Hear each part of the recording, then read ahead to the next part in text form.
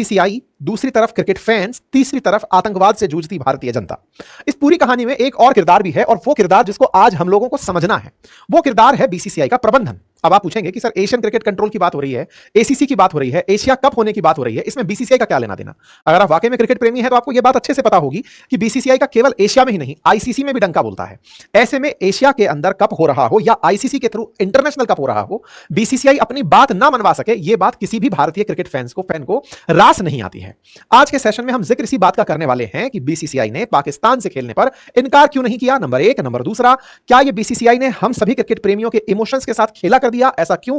क्योंकि बीसीसीआई ही इस साल के एशिया क्रिकेट का होस्ट था। जो मेजबानी थी एशिया कप की वो भारत को ही मिली थी। ऐसे में भारत से मेजबानी को यूएई शिफ्ट करके यह क्या तमाशा किया गया? आज के सेशन में जिक्र इसी बात का कि कैसे बीसीसीआई ने सारा की सारा खेल अपने हित में रखते हुए खेल दिया। आइए शुरू करते हैं, सारी जानकारी शुरू से लेते हुए, प्रतिक्रियाओं के साथ चलते हुए और इतिहास को समझते हुए शुरुआत से शुरू करते हैं। साथियों, एशिया क्रिकेट परिषद के जो अध्यक्ष हैं मोहसिन नकवी, उन्होंने अनाउंस किया कि एशिया कप 9 से 28 सितंबर के बीच में यूएई के अंदर खेला जाएगा। डेट डिक्लेयर हुई तो खेल की होनी चाहिए, टूर्नामेंट्स की है, टूर्नामेंट्स की डेट डिक्लेयर हुई। लेकिन ये जिस दिन डिस्कस हुआ कि मतलब अध्यक्ष ने डिस्कस करके बताया शनिवार के दिन, उस दिन कारगिल दिवस था। कारगिल दिवस के दिन ये जो व्यक्ति है मोहसिन नकवी, ये मोहसिन नकवी असल में पाकिस्तान क्रिकेट बोर्ड का अध्यक्ष है। ये वहां से निकलकर पहुंचता कहां है? एशिया क्रिकेट कप के लिए। एशिया क्रिकेट परिषद में, एशिया क्रिकेट काउंसिल की तरफ से यह व्यक्ति अपनी तरफ से अनाउंसमेंट कर रहा है कि हमारे मैचेस यूएई के अंदर होंगे। सोशल मीडिया पर जब यह बात निकलकर आती है तो भारत के क्रिकेट फैंस इस शेड्यूल को देखकर नाराज हो जाते हैं। भाई क्रिकेट है, होने तो कहां हो रहा है, इसमें क्या दिक्कत है?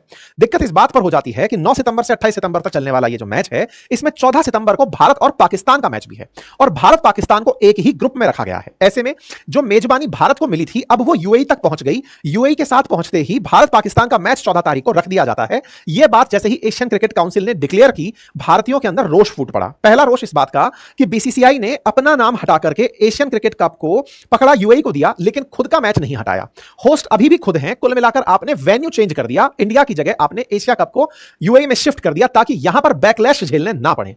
ऐसे में भारत पाकिस्तान का मैच जो 14 तारीख के दिन, रविवार के दिन जो डिसाइड हुआ, इस पर सोशल मीडिया के अंदर कहानियां शुरू हो गई। थोड़ा मैं एशिया कप के बारे में भी बता देता हूं। हर 2 साल में होने वाला यह एक कप है जो कि पुरुषों के बीच में, मेंस एशिया कप के बारे में मैं चर्चा कर रहा हूं। यह 1983 में स्थापित हुआ। जब से यह शुरू हुआ तब से भारत 8 बार इसका चैंपियन बन चुका है। सबसे ज्यादा बार भारत चैंपियन बना, उसके बाद में श्रीलंका 6 बार और पाकिस्तान अब तक 2 बार चैंपियन बन चुका है।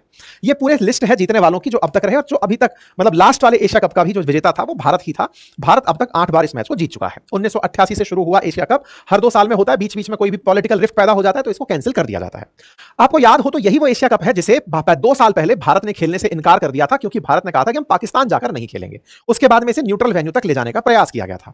एशिया कप 2025 के होने की संभावना शून्य के नजदीक थी। ऐसा क्यों? क्योंकि मई के आसपास खबर चलना शुरू हुई थी कि इंडिया एशिया कप नहीं खेलेगा। क्यों नहीं खेलेगा? क्योंकि भारत की पाकिस्तान के साथ में काफी ज्यादा खटपट चल रही थी। हमारे यहां पर आतंकी हमला हुआ, उसके बाद में ऑपरेशन सिंदूर हुआ, तो ऐसे में एशिया कप नहीं होगा। ऑलमोस्ट ये खबरें पिछले महीनों में लिखी जाती जा रही थी कि भारत पार्टिसिपेट नहीं करेगा। हर तरह से न्यूज चल रही थी कि पाकिस्तान को भारत ने तमाचा दे दिया है। क्यों दे दिया है? क्योंकि भारत ने पहलगाम पर जो प्रतिक्रिया दी, पहलगाम में आतंकी जो हमला हुआ, उस आतंकी हमले के अंदर जो भारतीय पर्यटक मारे गए, जो भारतीय लोग मारे गए, ऐसे में भारत ने ऑपरेशन सिंदूर चलाकर न केवल उनके आतंकी ठिकानों को नष्ट किया, अपितु अब उन्हें फाइनेंशियल तरीके से भी मार देने की तैयारी चल रही है। पाकिस्तान के साथ कोई क्रिकेट नहीं होगा। ऐसा करते हुए हमने ऑपरेशन सिंदूर के ही थॉट को आगे जारी रखा। तो ऐसी बीसीसीआई की क्या मजबूरी थी जिसके चलते उन्होंने भारत पाकिस्तान के मैच को कराने के बारे में फोकस किया?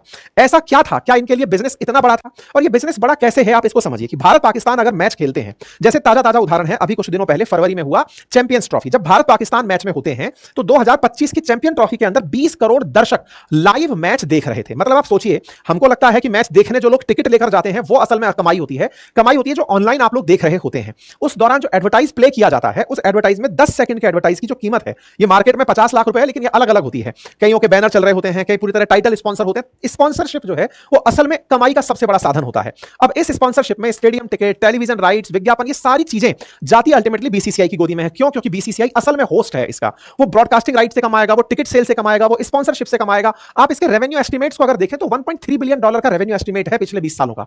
एडवर्टाइजिंग राइट्स इनके मिलियंस ऑफ डॉलर के अंदर होते हैं। मतलब हम लोगों को जो लगता है कि जब क्रिकेट मैच होता है तो जो स्टेडियम में पहुंच गए लोग वो असली कमाई है, वो तो कमाई का शायद 2% हिस्सा भी नहीं होता। असली कमाई इनको टाइटल स्पॉन्सर्स, एडवर्टाइजमेंट्स, ये तमाम तरह की चीजों से प्राप्त होती है, रॉयल्टी, इन सब चीजों से प्राप्त होती है।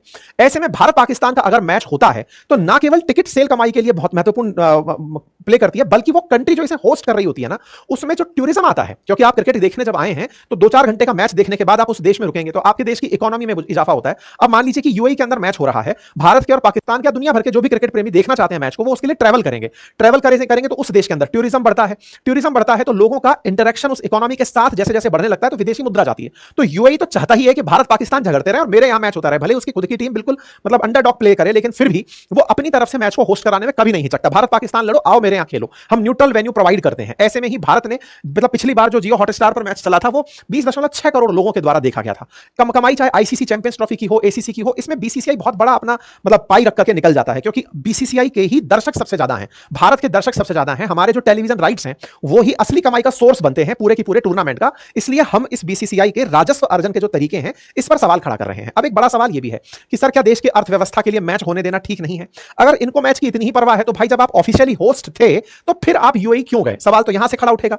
जब आपको ऑफिशियली होस्ट माना गया था इस साल का, आपको मैच खेलना ही था तो भारत में खेलते। इस बहाने भारत के टूर्नामेंट, भारत की इकोनॉमी में इजाफा होता। आप यह दिखाने के लिए कि नहीं साहब हम होस्ट नहीं होना चाहते क्योंकि हम आतंकी हमले से खफा हैं, ये तो एक तरफा साइड हो गया आपका, क्योंकि आपने कहानी का दूसरा हिस्सा लोगों से छिपा के रखा, जो आज के सेशन में मैं आपको बताने जा रहा हूं। बताने वाली बात यह है साथियों कि बीसीसीआई जो गेम खेली ना, वो क्या खेली कि देखो साहब हम होस्ट नहीं हो रहे लेकिन हम पार्टिसिपेट करने जा रहे हैं, जबकि ऑफिशियली आप होस्ट हैं।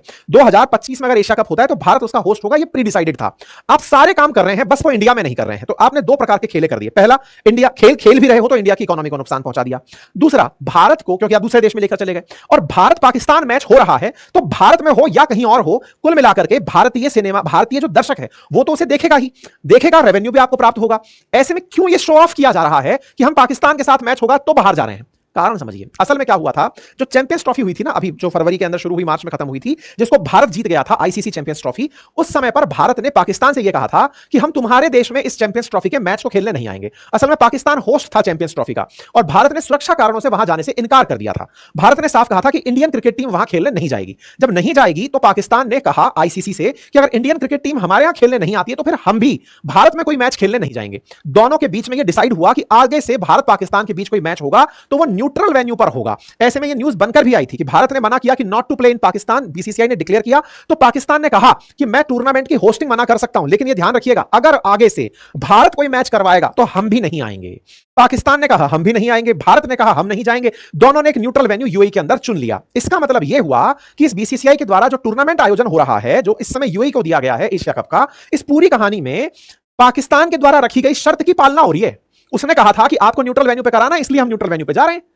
आपको यहां पर नहीं कराना था, दो तरह के फायदे हो गए। आपने दिखा दिया कि हम राष्ट्र के साथ हैं, हम देश में टूर्नामेंट नहीं करवाते। अरे आप तो राष्ट्र के साथ कहां ही निकले। अगर आपको न्यूट्रल वेन्यू करवाना ही था, आपके शर्तों में था, तो पाकिस्तान के साथ अकेले मैच को करा लिए होते, या तो एक ऑप्शन यह होता, या पाकिस्तान के साथ मैच ही ना कराए होते, उसके बिना एशिया कप करके देख लिए होते। आप इस मुद्दे से बाहर तो निकलते यह कहते हुए कि नहीं भाई भारत पाकिस्तान के साथ नहीं खेलेगा। अब बताओ किसी को एशिया कप खेलना है कि नहीं? तो कुल मिलाकर बीसीसीआई को भी यह पता है कि जब पाकिस्तान मैच खेलता है तो इसकी खुद की रेवेन्यू बहुत बढ़ जाती है। पिछली बार 20 करोड़ लोग लाइव देखे हैं, तो इनके रेवेन्यू के कारण जो है वो भारत के क्रिकेट प्रेमियों का राष्ट्र प्रेम और क्रिकेट प्रेम में कंपेयर करके देख लिया कि तुम तो बेटा मनोरंजन चाहते हो, पकड़ो, अब चाहे तुम्हें यूएई से दिखाएं चाहे इंडिया से।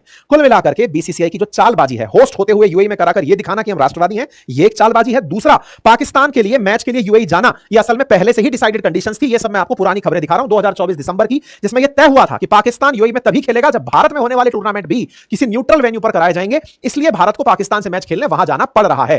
तो कुल जमा अर्थ यह है साहब कि एशिया कप के बहाने ही सही, भारतीयों का जो गुस्सा है वो जायज है और उसमें भारत पाकिस्तान के साथ खेलना नहीं चाहता। हां, अब आपके साथ में एक बड़ा सवाल दिमाग में यह भी आ सकता है कि सर ठीक है, मान लीजिए एशिया कप का आपने विरोध कर लिया, लेकिन कब तक, आफ्टर ऑल कब तक भारत पाकिस्तान मैच नहीं खेलेंगे? क्योंकि कहीं ना कहीं से तो शुरुआत करनी होगी। तो साहब कहीं ना कहीं से शुरुआत करनी होगी, तो सरकारी स्तर पर पहले यह तो शुरुआत हो कि आज जो हमारी अर्थव्यवस्था को एयर स्पेस बंद होने से नुकसान हो रहा है उसका क्या हुआ?